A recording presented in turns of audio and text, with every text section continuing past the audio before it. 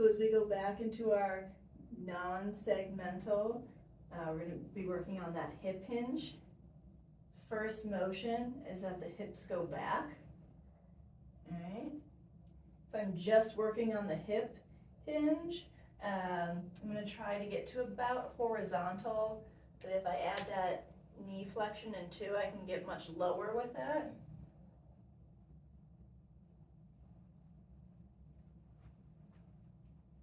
So if we go hip hinge, pulling straight up, the weight should be fairly vertical. And again, from here, I'm pushing with my heels. I'm really loading my hamstrings and glutes. I'm squeezing, squeezing, squeezing through the back of my thighs. My mid-back and shoulder blades are just on enough so that the weight does not flex me. However, I am not using that to initiate my lift. All right, this is going to make a lot of strain happen where you're bending.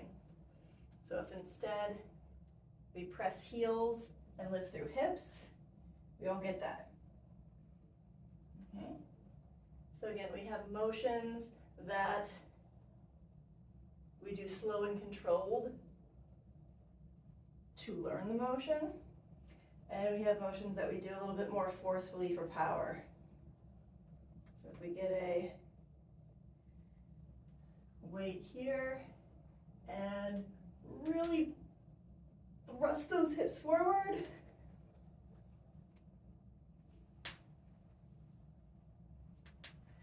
The shoulders are just going along for the ride. They're really not doing any of the lifting work. Because of this motion, you'll notice the weight is no longer going vertical. It more so has the arc around the shoulders.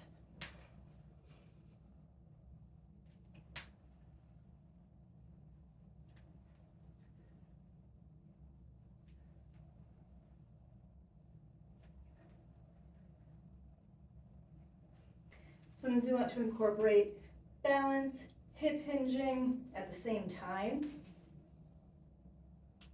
So if you think about a laser coming out of your belly button, you want that drawing a straight line on the wall and floor right in front of you.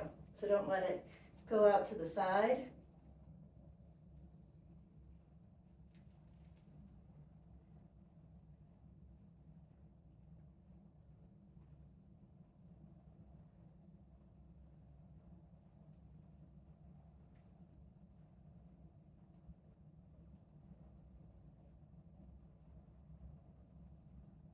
If you have really tight hamstrings, you might feel like this is all you can go, and to get any lower, you'd have to bend at your back. All right, so if you are functionally needing to get to the floor, you would then have to bend your knee at that point.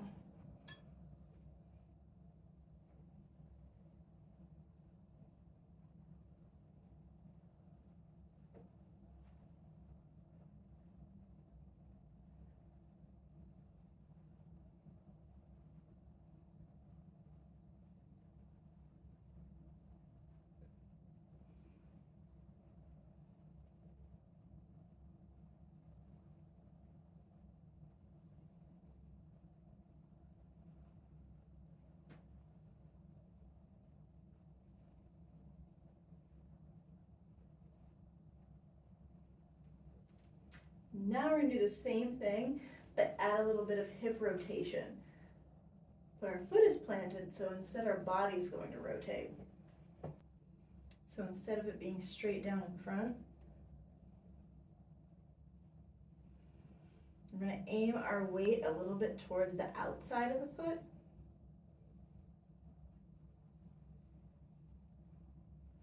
And then press through that hip to come back out and up. And so as I'm doing this, it's just through my hip that's pivoting. So my pelvis and my shoulders and me facing the same direction. So don't let your shoulders over rotate on this.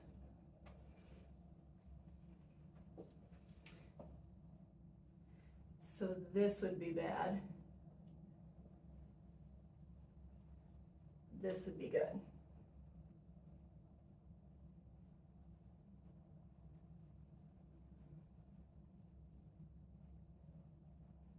Just really feel that butt doing all the work.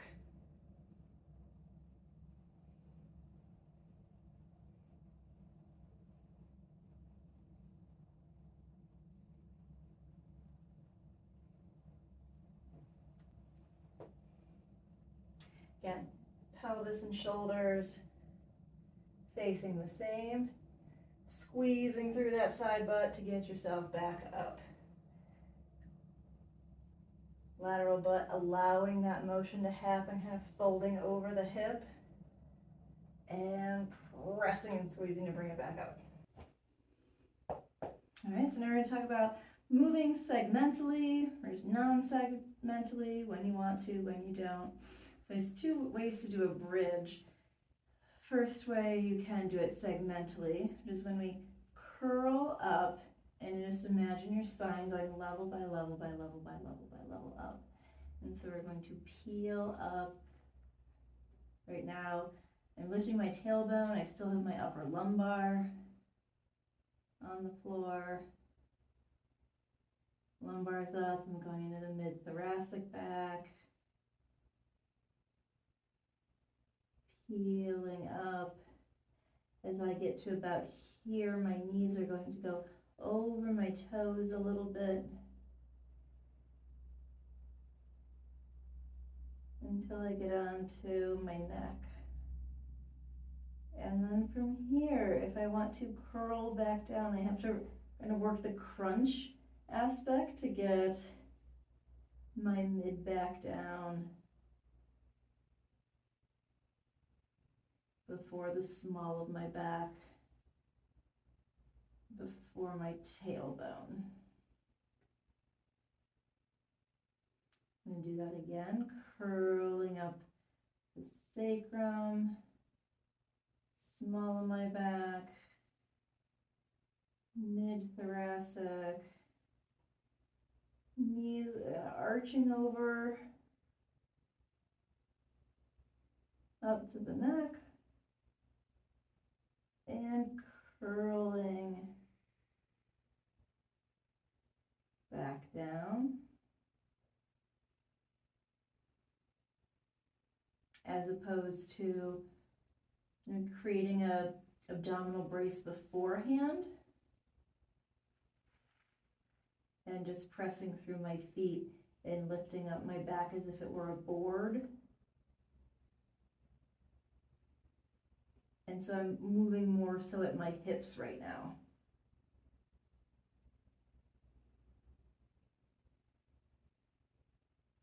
So the first one should feel more like a mobility drill, and this one should feel a little harder in the glutes.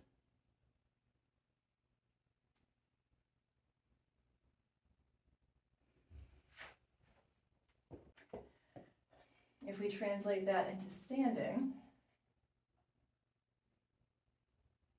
I'm going to begin at my head and tuck my chin. So I'm spinning through my ear a little bit. Curl my neck down, level by level by level by level.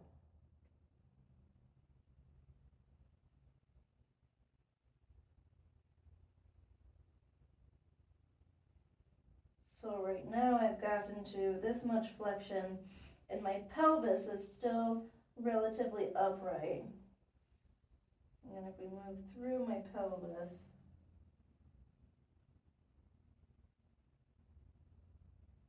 and down to here. So if I wanted to come up in that reverse way, I would try to pull through the back of my hips.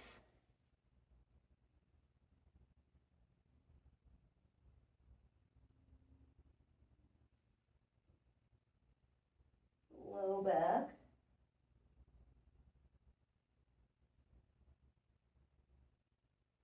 Mid.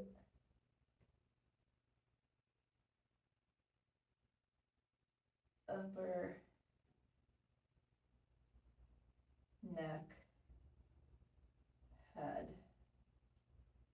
So now if we go into moving non-segmentally and sitting, I'm going to move just through the hinge in my hips. I'm just kind of having my hands here for feedback initially. So as I come forward, I need to accept that weight into my feet. And if I'm accepting the weight into my feet, I'm going to use my feet to then push into the floor to bring me back upright.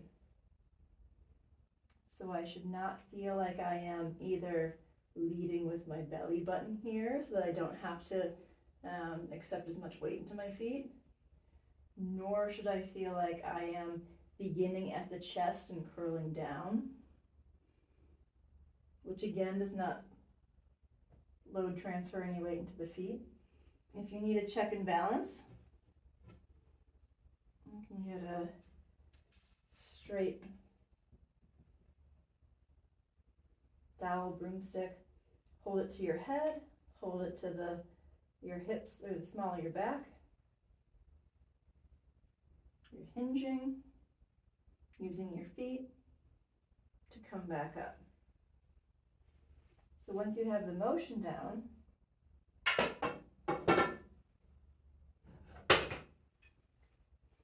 try holding a weight. Should feel more weight into your feet, harder foot press to come back up. Back should feel pretty quiet.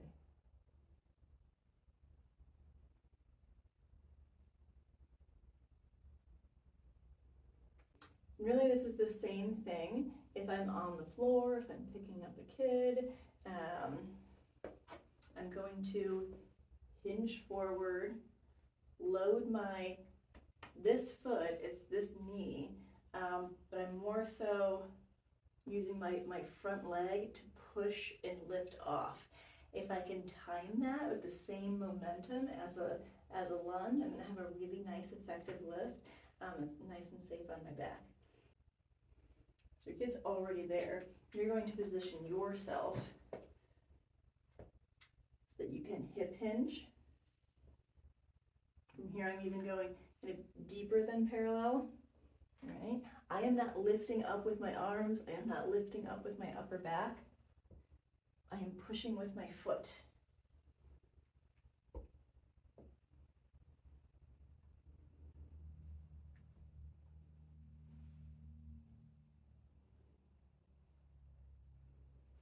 And if I want to go for a full lift,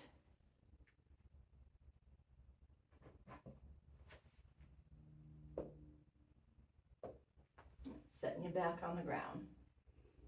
All right. You need a stretch to work into that position. You're going to go in a really wide sumo squat. And at your elbows can press your knees out a little bit if you need to. Grab your feet. But you are trying to get that tailbone super low to the ground. And this is that same hip angle you need with those deep floor pickup squats.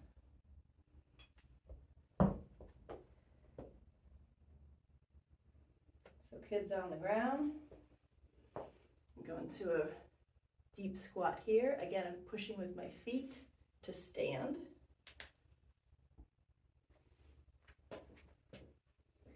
So that I am not moving segmentally and making little muscles do big work.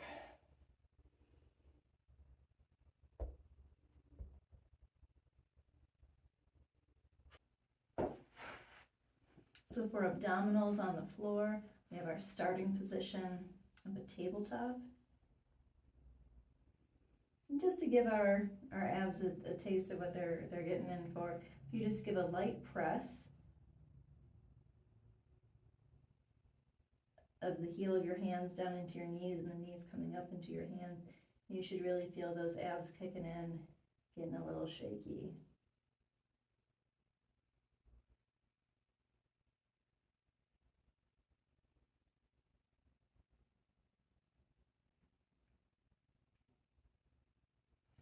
From here we have the exercise called the dead bug, and it mimics a lot of reciprocal motion that we need for walking and running. So we think about left foot and right arm going away from each other. and back in, and then switching to the opposite reciprocal.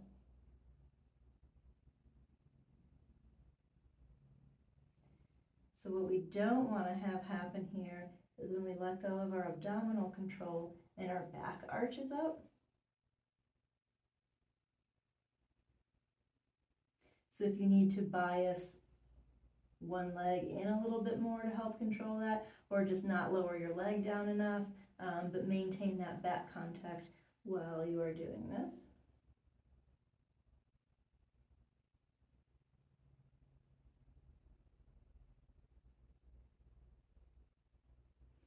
I like to add in a little rotation to this sometimes, and maybe with a little 5-pound weight. Do not drop this on your face. So we're in our tabletop position. Head follows where arms go. Knees are going to go to the opposite side. We keep our feet up, so don't let your feet drop. That really takes away a lot of the tension because the leverage increases the more you go out. All right, so keep your shins up, rotate. Only go as far as you can control. This is not a stretch.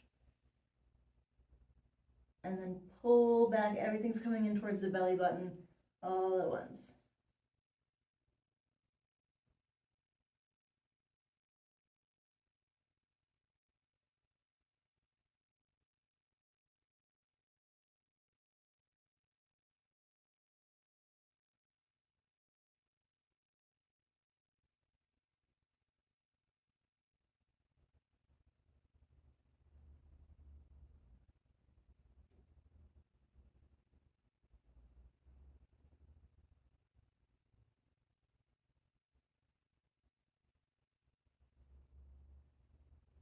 You might notice that in addition to doing just a twist rotation, I'm going away like I'm making an X.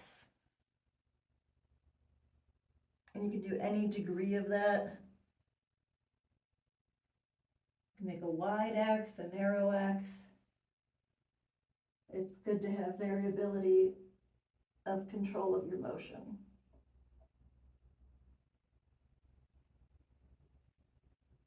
Okay.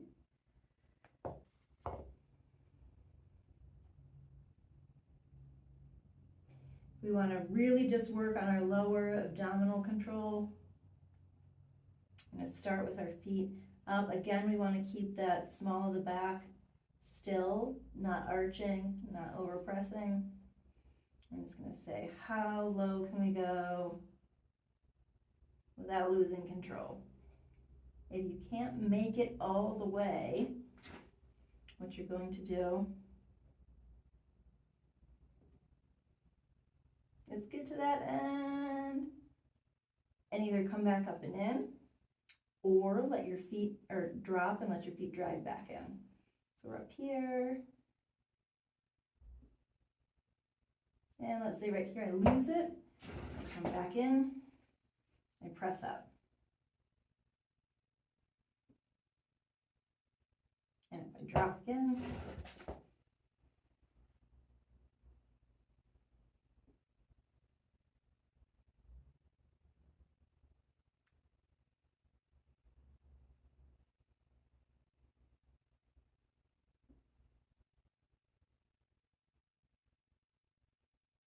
it's like with every exercise, we have the benefits of doing things slow and controlled, learning the coordination and motor control, but we also oftentimes need power and a lot of force generation.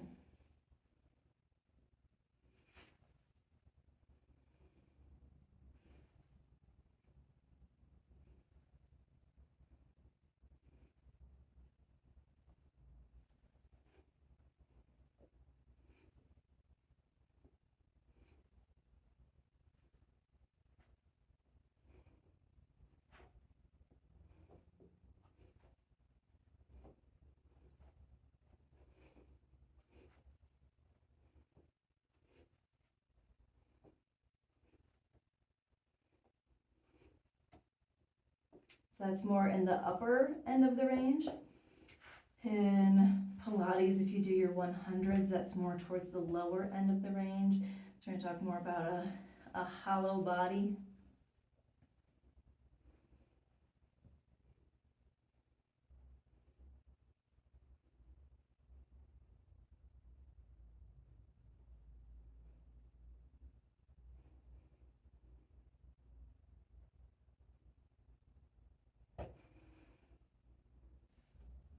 All right, so you have abdominal stability on the foam roll.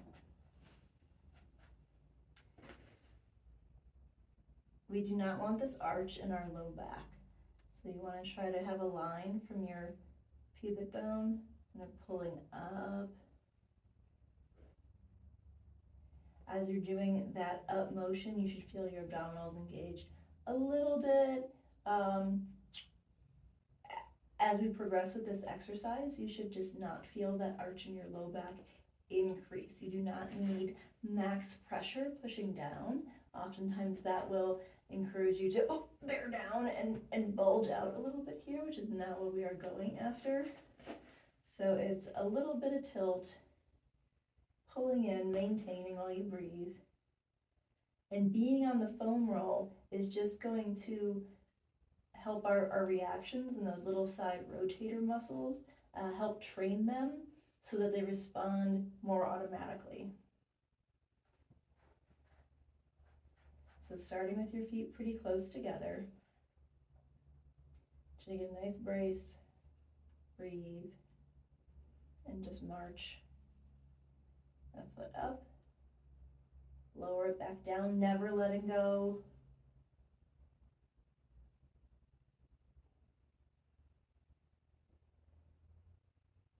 You want to see how long you can do this on the same abdominal brace. So if you feel like, oops, I lost it, you just stop, reset, and start over. As you're doing this, you can get less and less arm support. So you can go to fingertips, just one fingertip.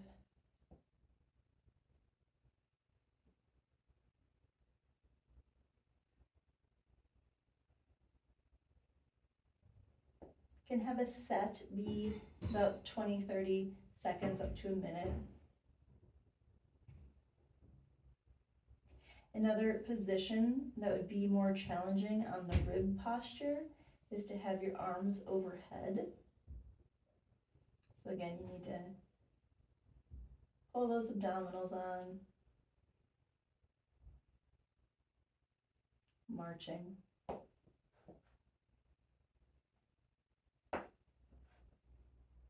So pull those abdominals on and march.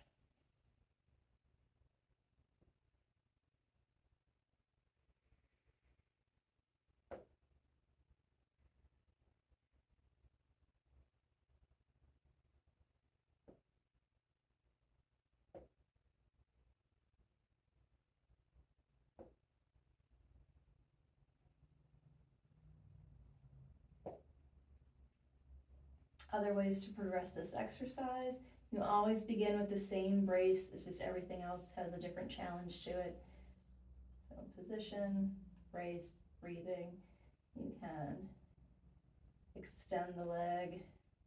Think how low can I lower my leg and not arch my back.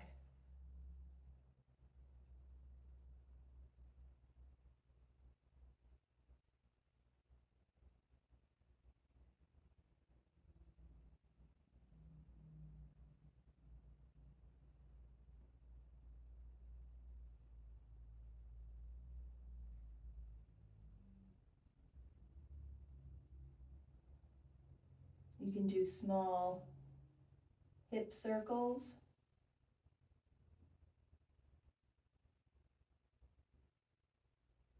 And hip circles with no arm holding would be a fairly high level for this.